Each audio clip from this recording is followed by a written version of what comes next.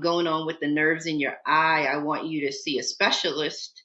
And so he goes to see a specialist, and long story short, the specialist says, hey, after the scan, you have a brain tumor, and we need to operate in 3 days. And we're 21 years old. I am 3 days away, literally 3 days away from taking the MCAT to get into medical school.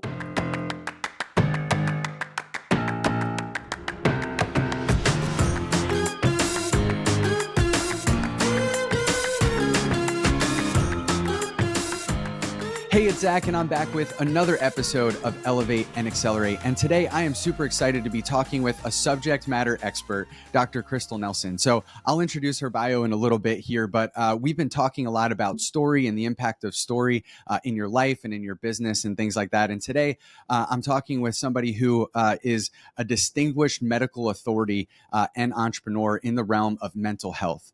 So Dr. Nelson is the CEO and founder of two home-based Georgia companies. That's Blueprint Psychiatry and Blueprint TMS and Wellness Centers of America. So she is at the forefront of her industry, literally revolutionizing behavioral health treatment with patient-centered approach. So her approach uniquely combines genetics, cutting-edge technology, and nutritional coaching to produce exceptional outcomes in her clients. And she has helped transform countless lives and set a new standard in her field. Dr. Crystal has appeared nationally on headline news with CNN and Fox. She has been featured in articles for Working Mom, Voyage ATL, Canvas Rebel, and Atlanta Magazine, and she is recognized as a leading expert, earning the title of Top Doc Atlanta 2023 in the field of psychiatry. She has treated thousands of patients over her career, including celebrities and public figures. And today, she is a sought-after speaker, captivating audiences from coast to coast with topics on entrepreneurship, self-care, pharmacogenomics, depression, anxiety, grief, PTSD, and the work-life balance. She has recently published her own guidebook entitled A Blueprint to Better Mental Health, and is collaborating with Lisa Nichols on her next book too. So Dr. Crystal, thank you so much for joining me today. Thanks, Zack. I am so excited to be here. Yeah. And that's a wild, it's so wild hearing an introduction of yourself. I don't think that anybody ever can get used to hearing their own accolades, because all you can hear is in between that what really happened. I hear that all the time, and like it's true. And it's like when I go through and read these things, people a lot of times are just like, man, like that was really long. Like why was it so long?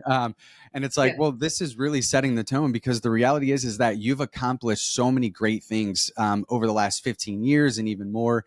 And so, you know, I'm really excited to be talking with you today about your journey to what brought you here today, and kind of where you're going too. So let's start there. I know just based on our own conversations and some of the things that we talked about that, you know, you were set on this path to helping other people and to getting into the field of psychiatry. And so why don't you tell me a little bit about your journey to what had you starting your businesses and helping so many people? Yeah. And I think journey is really the appropriate word, because it has been a journey. When you hear your bio or an intro, it sounds like a ladder, and it's absolutely not that. It's more like going up, falling down, the whole thing. But just a little bit. I mean, I grew up in rural Virginia.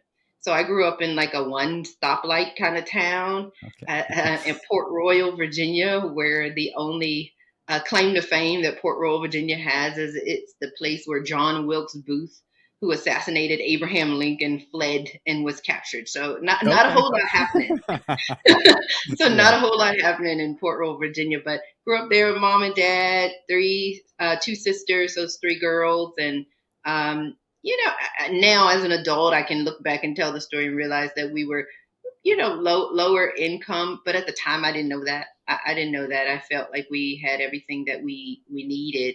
And when I was really young, probably I had to be 5 or 6, my grandmother, who was pretty influential in my life, my grandmother was telling me her dreams of wanting to become a nurse.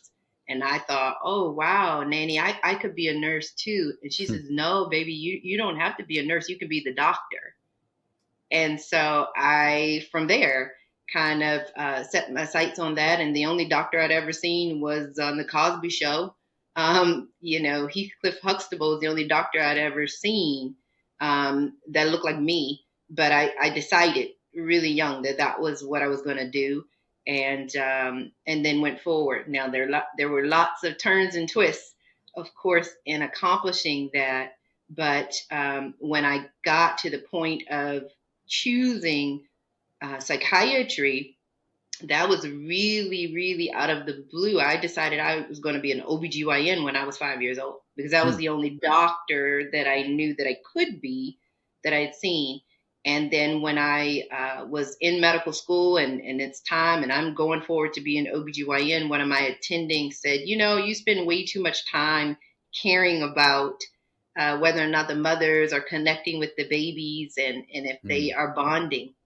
So she said, "Have you ever thought of psychiatry?" And I said, "Oh, there's no way I'll do that." All I knew about psychiatry from medical school was the state hospital with the psychotic patients, and I thought, no, that's not for me. She said, "You should give it a shot," and that was really one of the best choices I ever made, because psychiatry was really the idea of being a doctor that I had, where I could treat the whole person. So the Hmm. spiritual, the medical, the physical, all of it was incorporated in the field of psychiatry. So when I started my own company, my desire was to help people feel just empowered, that they were the architects of their own Hmm. mind, that they could design it, because what was being put out there in the field of psychiatry was just mostly just medication, Hmm. just getting medication. And I knew that people wanted and needed more than just medication. Yeah. We couldn't treat people without taking into account how they eat, their faith, their spirituality. All of those things have to do with our well-being. So how I got to knowing that was a series of fortunate and unfortunate events for myself personally. But I think it was appropriate for me to get to where I am, to do the business that I'm Hmm. doing and serving the people that I'm serving now. Yeah, and I I believe that to be true. Like all of us in our own ways have to go through our own journeys, right? Our own dark nights of the soul, if you will, where we sort of come face to face with these challenges that we, are not sure whether or not we can overcome. And so a lot of the things that I've even talked about, and I know that we've talked about offline too, is sort of how we're all on this quest, on this journey. And like you said, like we have the ability to be the authors of our own story, the architect and the designer of what we want those outcomes to be. So I imagine too that on some level, like there was like a walking through the shadows that you had to go through in order to really be able to want to have it and desire to, and then understand how this holistic approach can really impact the lives of the people that you work with. Right. So, can you share a little bit with me on sort of what your process was into getting to that place? Yeah, so I decided, like I said early on, that I wanted to be a doctor. I had no clue at all, and this is probably good. I had no clue what it took to become a doctor. I had no idea of how much school you had to go through, the whole thing. But I decided that that was what I was going to do, and that was pretty concrete. Now, in that process, I did something that, and I have children now, so it's kind of wild because I would flip out. But I decided, that I was going to marry my high school sweetheart.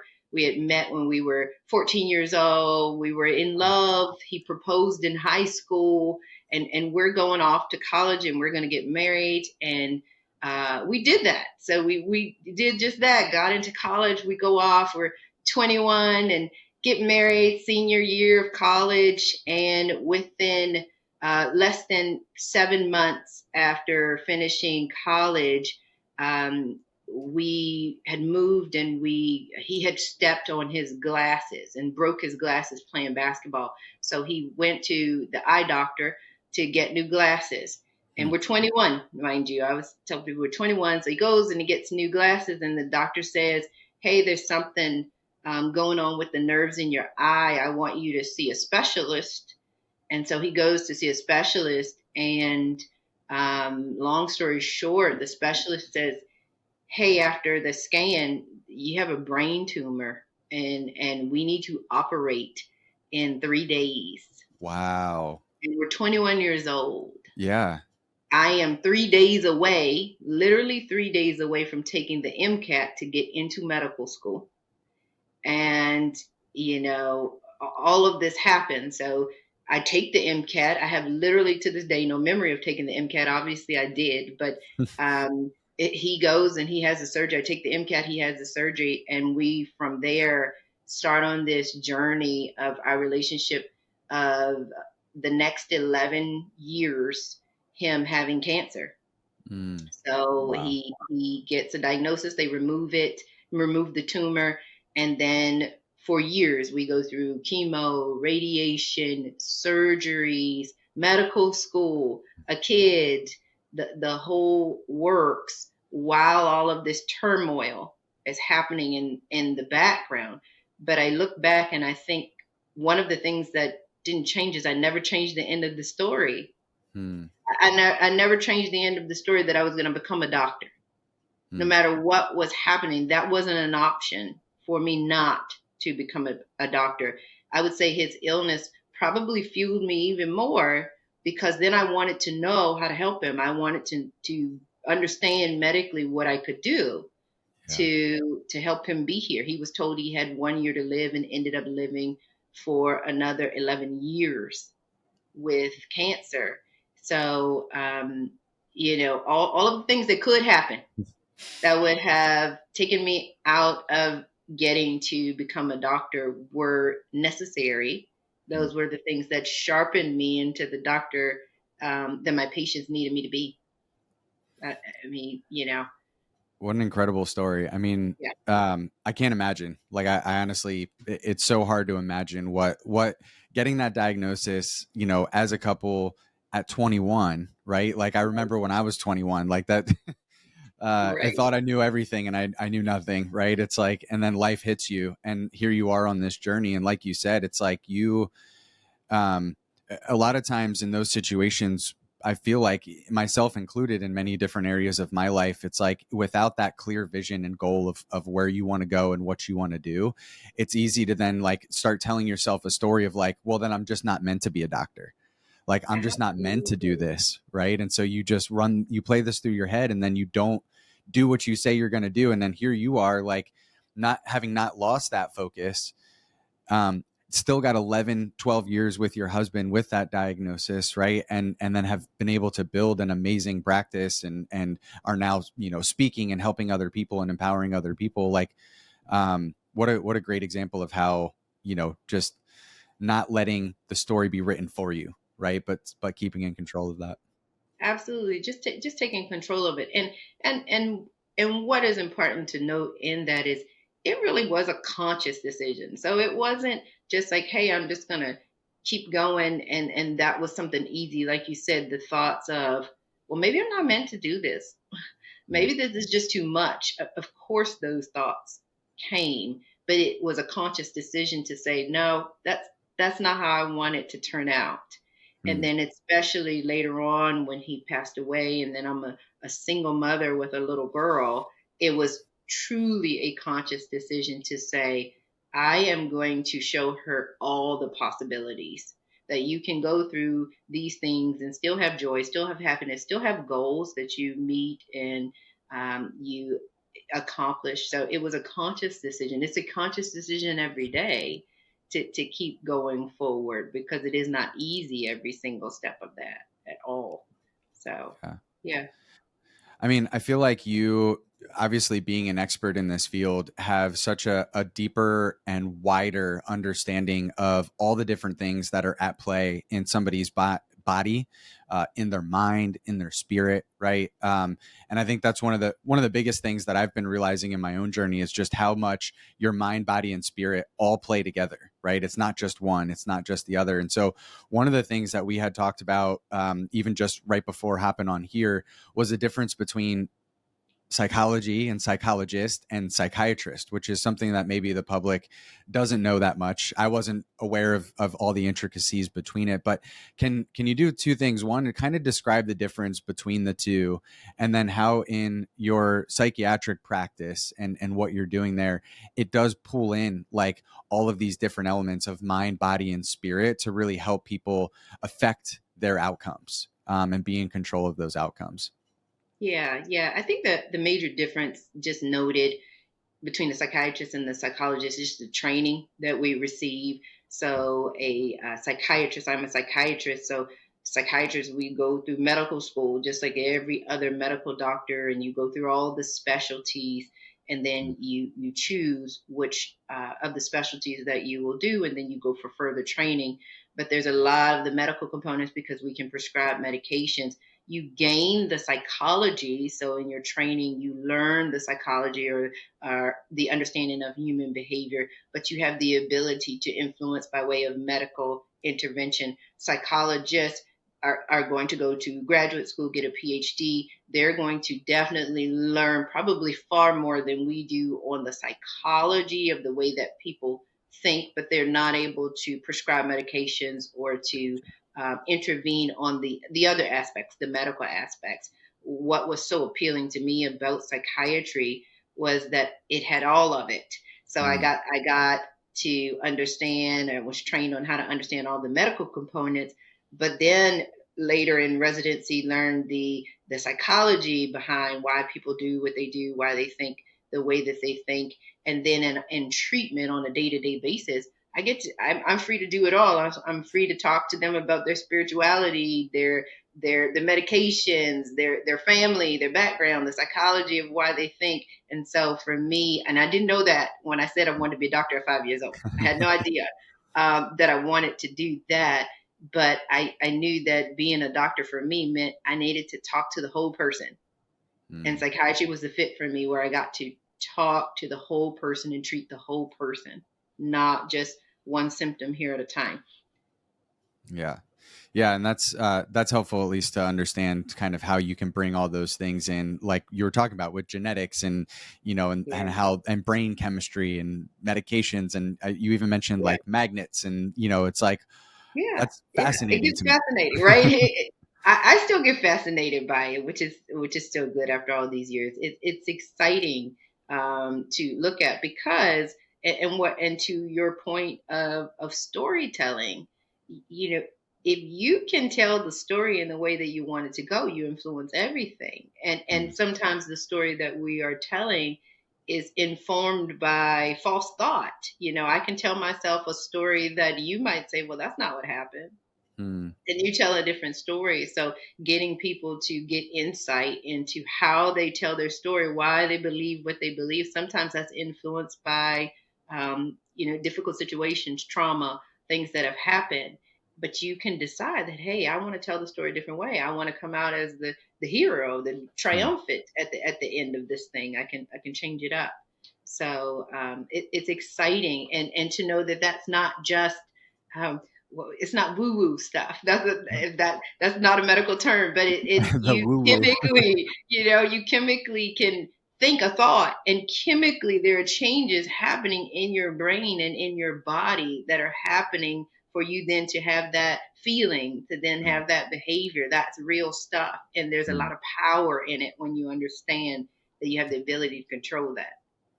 I love that you said that, because I talk about how I talk about how story is we find our roots in history, right? Like storytelling can go all the way back to like the Cro-Magnon and Ice Age era, right? Where they Right. were cave drawings and telling stories to pass on information and knowledge and, and survival.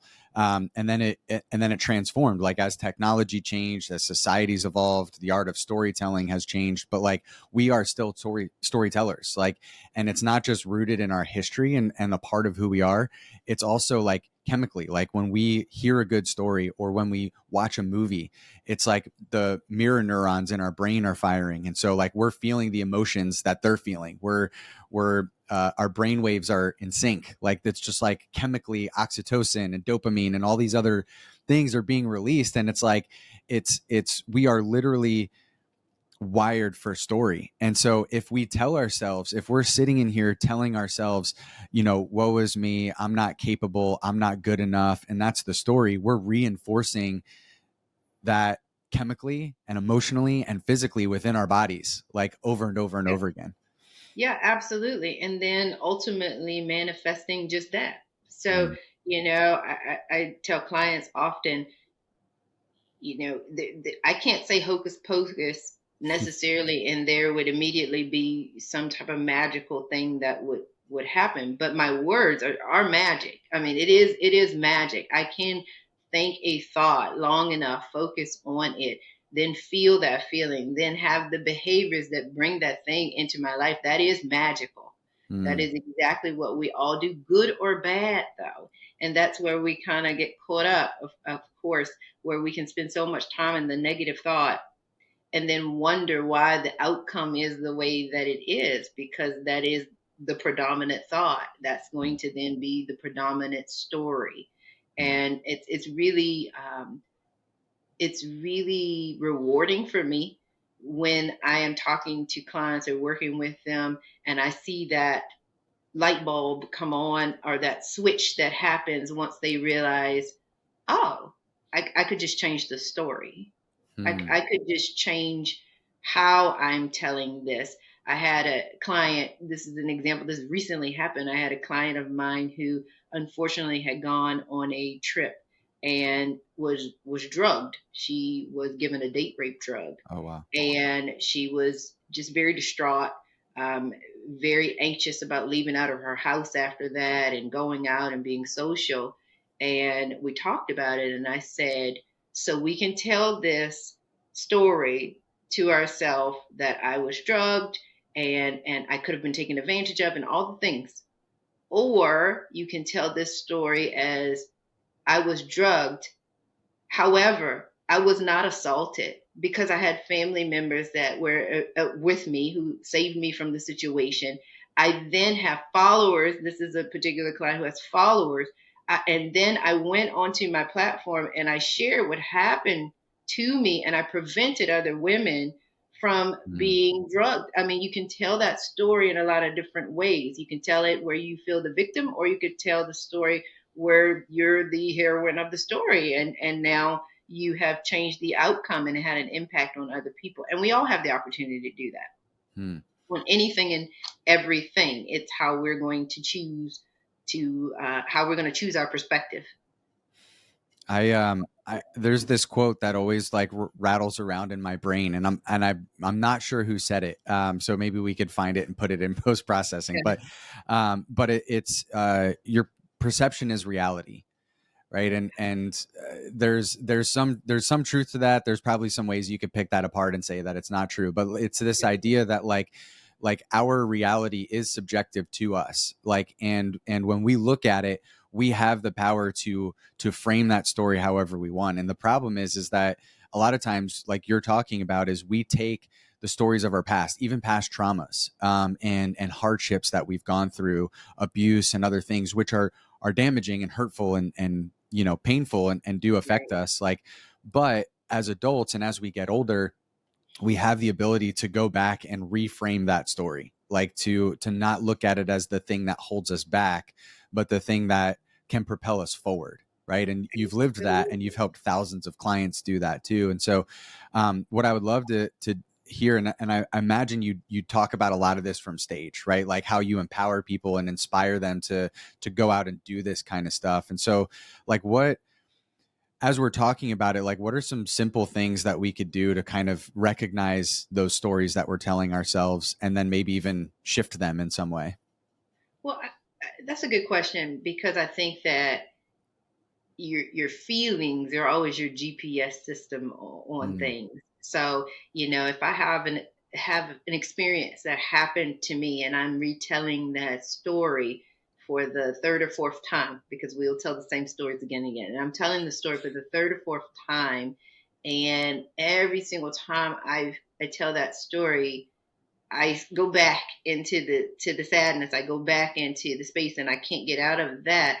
Then there's an opportunity there for you to say, how can I retell this story? So when I tell this story, at the end of telling that story to someone, I feel triumphant. I feel like I've come to the other side. How do I tell this story that it would inspire someone else to not go through or to make some of the same choices I would have made that may have led to a different outcome? So you can do that by way of just your feelings. So anybody can start with that if they have trauma they've gone through, just a harrowing experience. That experience, without knowing what it is, whatever it may be, I'm sure is the experience that sharpened you, that helped you grow, that helped you to become better. And so tell that story again and again until you can tell it from the standpoint at the end you feel triumphant. Like, yeah, I did that. Hmm. Wow, I went through that and now I'm still talking to you. Hmm. You know, so just practically starting with that. Well, how does it make you feel? Are you still in that victim mentality that this thing happened to me, or are you in the, or have you transitioned to the point where you can say that thing happened, but that wasn't my life. That was, like you mentioned, as a chapter. That was a piece. That was a part of the story. That's not the Hmm. end. It's not the last page. Hmm. So we can do that. Feelings are good stuff. I talk about feelings all day. So I tell folks all day, it's a GPS system. How do you think we came up with GPS systems? That's exactly what your feelings are. They're GPS system telling you which direction you need to go, and which way you need to make some changes. But at the end of the day, that's all they are too, is feelings. Hmm. They won't take you out, and you get to control them by what you think. Hmm. Yeah. So let's say, like, as an entrepreneur, or I'm, wanting to get to a different level in my career or whatever it is, that a lot of times, like, my way of gaining clarity on what's holding me back from that next level of success is probably like tied to something that I'm feeling when I think about that. So like if I'm thinking like, okay, I want to go out and acquire a new business, or like, expand my business.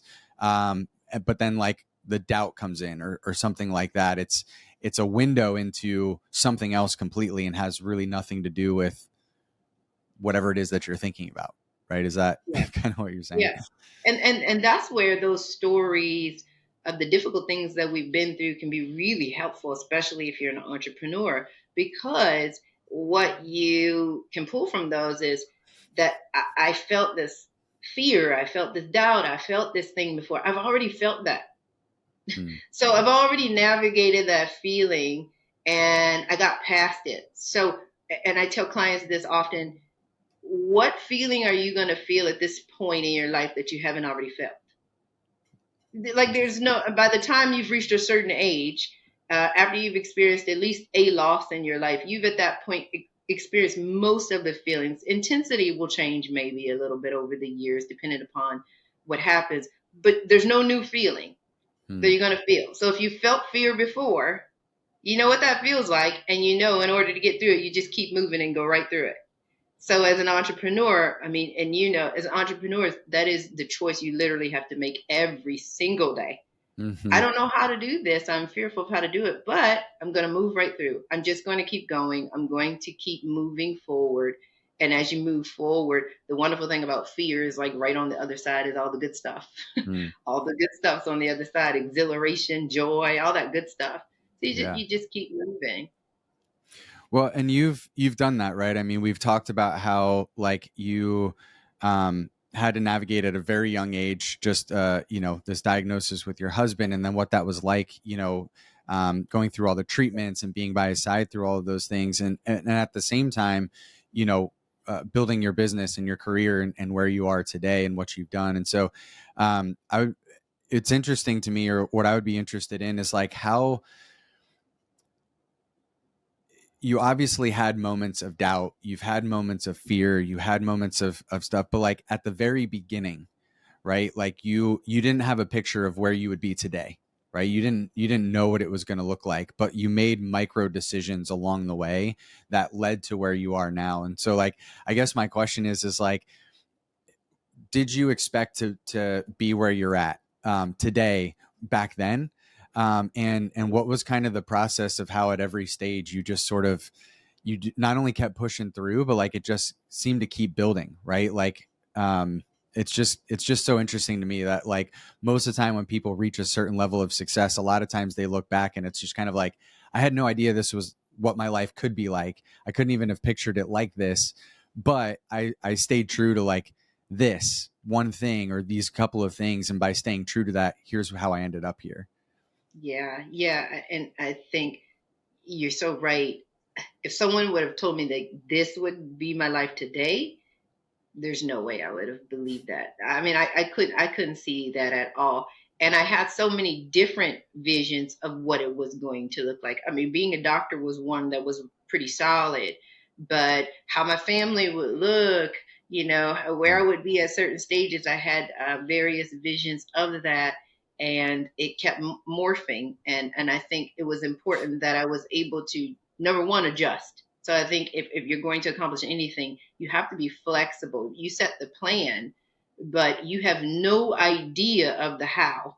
Hmm. And so you have to be able to adjust as you are making your way to the how. So one of the things that I think I was able to do, and at the time I didn't know fully consciously that's what I was doing, is I was always pretty good about saying I'm going to do, okay, what's the next best thing. Hmm. So when you get lost out there because everything is in turmoil and you really can't see the end, you have to say, what's the next best thing? So sometimes that was just go to sleep, start all over tomorrow.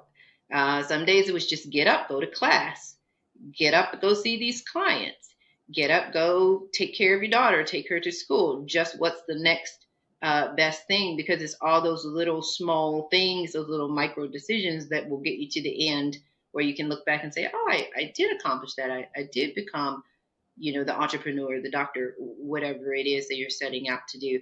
But it is important that you make a decision. Hmm. You make a decision to just do the next best thing with the end goal in mind, Hmm. despite what's going to happen. Because none of us know that. When we make a decision about what we want to do and who we want to become, you have no idea what life is going to throw at you Right. because we are in this world with other people that have their own stories happening simultaneously. And so sometimes you need to be the supporting actress in someone else's story for a little bit of their movie, and then there are other times where now we're back to you, the main character. So it has to, you have to be flexible in that, Hmm. and express the emotions where you need to. That doesn't mean for anybody, and I'm a psychiatrist, so I tell everybody that doesn't mean you're not going to cry along the way, scream along the way, pout, tantrum. I mean, bargain with God, whatever it is, you're going to do that. But just know that continuing to just move forward with that same end in mind of how you want it to turn out. If you just do that, you'll still get to the end outcome. It just may Hmm. not look exactly like you planned it out. Hmm. Probably better. That's the thing. If you do it, it'll look better than you planned it out Yeah. because you can't even imagine it all sometimes. And I feel like what's so cool in watching this too, and you could probably speak to this, is like the there's this idea of happiness, right? And wanting to live the happy life, right? The pursuit of happiness. And a lot of times people think that financial freedom is what's going to bring them happiness or success in some area of their life. And they get to the other side of that, right? They drive for it, they achieve it, and then they're not happy because they haven't been writing the story in other areas of their life that would make them happy, or they're still running through those negative stories in their minds. Could you So speak a true. little bit to kind of that process and what that looks like for Yeah, people? yeah, so true. And that's so common. I see that a lot where people have reached a certain financial goal or accomplishment, but they are very unhappy because the other areas of their life don't have enough depth. So the relationships, their spirituality, those other pieces of ourselves that also require growth, that also have a story in Mm. a story that are happening. So it's important to keep in mind when you're thinking of how you want things to be, that you look at all aspects of you as a person. So financially being free is one aspect of having, a good life. Relationships are a huge aspect.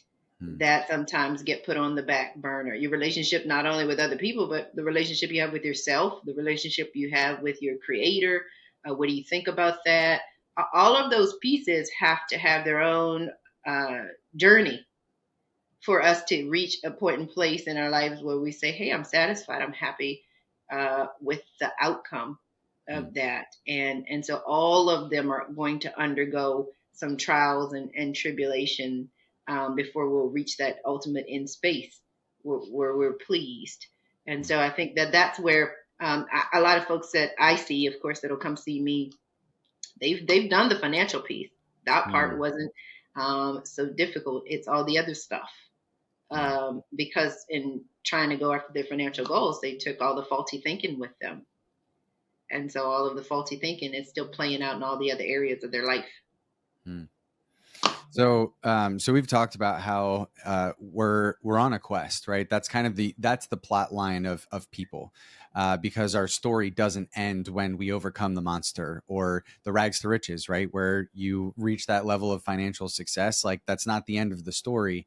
Which is why a lot of times we come out to the other side and we're like, I thought that was the end of the story. Now I just get to enjoy it, right? But it's not because you have this overarching thing, and so you've achieved a level of success in your life. You've built amazing business. You've helped thousands of people, from celebrities to public figures to people like me, like whatever it is in between. But that's one chapter, right? And so now you're kind of working into the next chapter of what you're doing and how you want to help people on even a grander scale. So can you tell me a little bit of what your vision is and what you've been doing and where you're going with that? Yeah, yeah.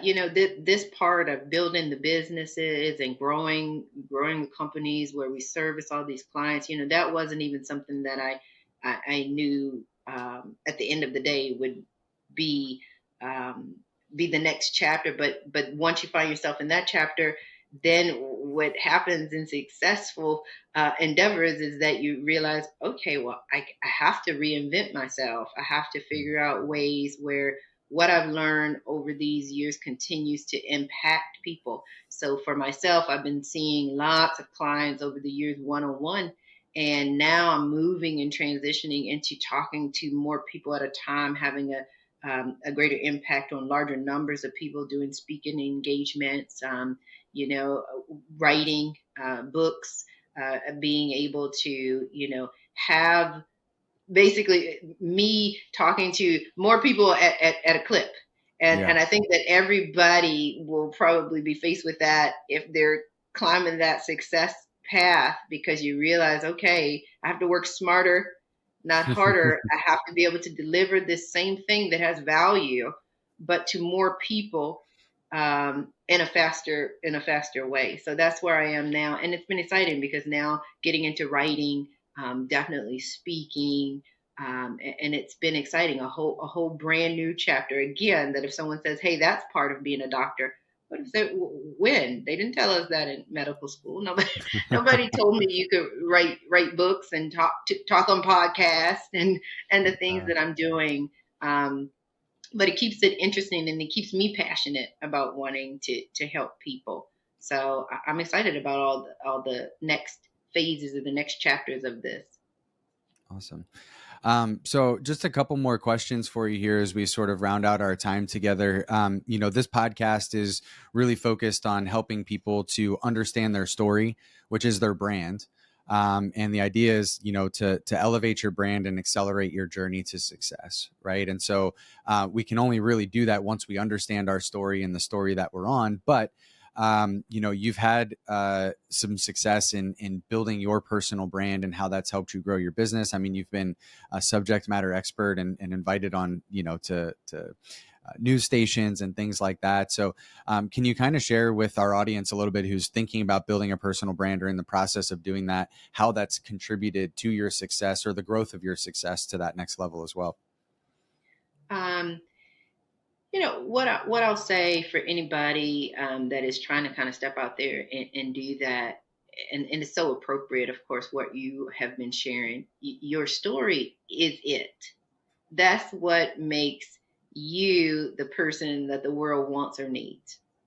In psychiatry, I could be very closed off. Sometimes we're even trained to not be as personal, to not share my personal story with people, but it is my personal story, my personal insight that helped me to do what I do, that helped me to continue to, know what people may want or need because I know what I experienced.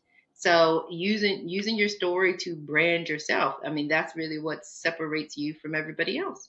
Hmm. That's it. That's the unique piece that I have that is not like yours. Your story is different from mine, and everybody's looking for somebody's story that'll give them that spark to say, "Hey, I can keep going. I can keep doing this." Or, "Wow, they really have exactly what I'm looking for, exactly what I need to improve my life." So, and I will say, even for myself, being transparent Hmm. about your story and telling your story is not easy, so you have to do the work to process your story if it's a difficult one.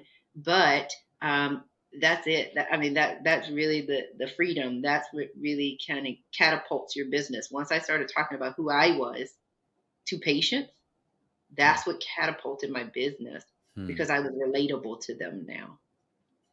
I That's awesome. wasn't somebody who was born with an MD and money in the bank. That doesn't happen. That doesn't exist. Yeah. So once they realize that, wow, it was a journey. Oh, so that means you do understand my pain. You do Hmm. understand hard days. You do get it, and that's what took the brand to a different level. I love that you said that because it just reminded me how much I talk about like if you're not writing your story, somebody else is writing it for you. So if Absolutely. if you didn't tell your patients what your story was, they're walking in with a story about you already, like that you were That's born with your so MD, that you like. That's It's so so interesting. true. That's Yeah. so true, Zach. It's so funny. I saw a patient of mine in the library. I took my son. My son's 8, and I took my son to the library, and we were in the library, and I saw one of my patients, and she's like standing there for a minute, and I said, "Oh, hi, how are you?" She says, "Oh my gosh, you're like a real person. You're at the library with your son." And I said, "You've been seeing me for 8 years. Did you think that I lived behind the desk?"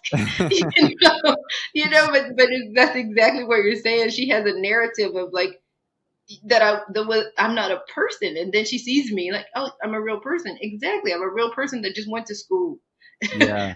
and went through some things, but me being real and Mm. authentic is what helps people heal. And that's the same whether you're a doctor or not.